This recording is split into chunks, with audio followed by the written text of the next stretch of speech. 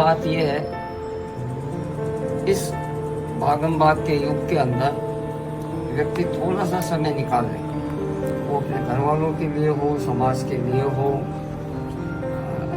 आध्यात्मिक स्तर पे कार्य करने के लिए हो, लेकिन उसमें कोई स्वार्थ नहीं होना चाहिए।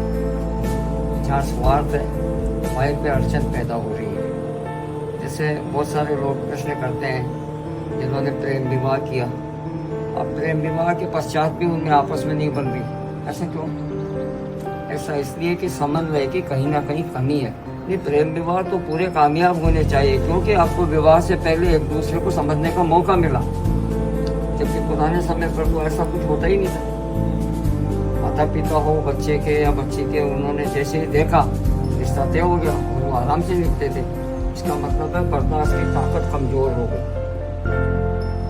तो मेरा मानना है कि दोनों ही सूरत में किसी भी घर को अच्छे से चलाने के लिए, गृहस्थी को अच्छे से चलाने के लिए समन्वय होना जरूरी है। एक दूसरे की भावनाओं से कभी कोई खिलवाड़ नहीं करे, और वैसे भी मांगने से जो प्रेम मिले वो प्रेम नहीं है। प्रेम तो उत्पन्न होना चाहिए आपस में। जब प्रेम आपस में उत्पन्न होगा तो वो फिर पराकाष्ठा होगी, फिर आपस में छूट नहीं सकती। तो सबको ये कोशिश करनी चाहिए कि भगवान के प्रति श्रद्धावान और अपने पति या पत्नी के प्रति पूरी तरीके से निःशंक रूप से इतना स्नेह, इतना प्रेम होना चाहिए कि बच्चों में भी ये संस्कार उत्पन्न हो कि हमारे बुजुर्गों का, हमारे आपस में भाई बहनों का कितना प्रेम आप मजबूत कर सकते हैं।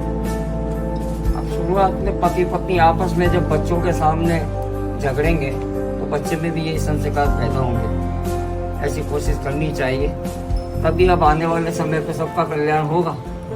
ये तो बच्चे इतने दूर होने लग गए, कोई ऑस्ट्रेलिया में है, कोई इंग्लैंड में, उन्होंने प्रेम देखा ही कहाँ।